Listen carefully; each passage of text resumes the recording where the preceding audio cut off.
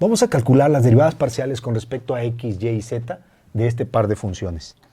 Entonces, veamos esta situación.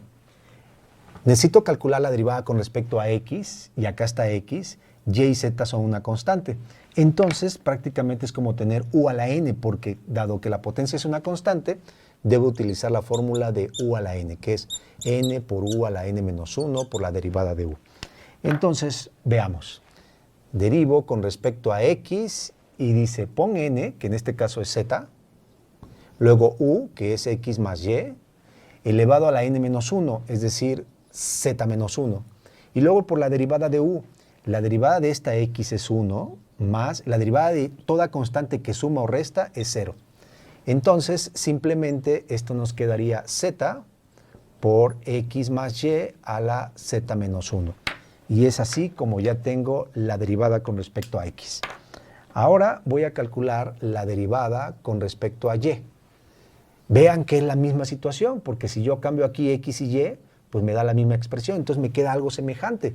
Es decir, z por x más y a la z menos 1 directamente. La tercera es así, cambia rotundamente, porque tengo que derivar con respecto a z, pero z es la variable y esto es una constante.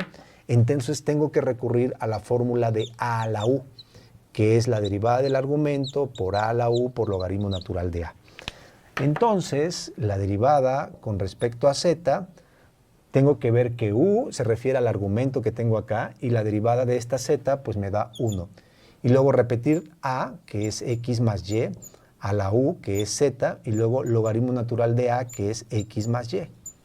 Entonces, simplemente sin el 1 queda x más y elevado a la z, logaritmo natural de x más y. Y aquí tenemos la derivada con respecto a z. Pasemos a esta nueva. También voy a hacerlo con respecto a x. Y con respecto a x, pues esto es una constante. Como x cuadrada sería 2x, como x cúbica sería 3x cuadrada, o sea, la potencia le quito 1.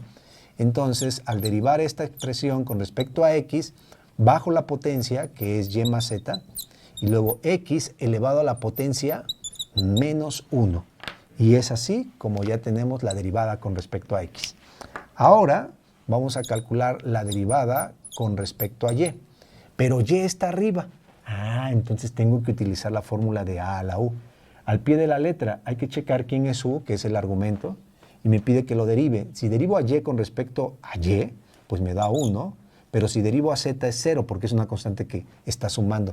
Y luego dice, repite la exponencial, es decir, x a la y más z, y luego logaritmo natural de a, y a es la base, es decir, x.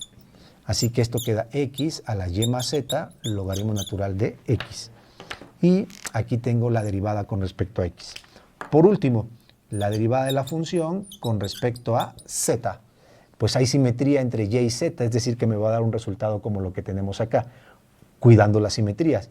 Es decir, x a la y más z, logaritmo natural de x. Y listo. Puedes intentarlo hacer el mismo procedimiento de aquí arriba, como con esta función, y verás que te da el mismo resultado. Nos vemos en el siguiente video.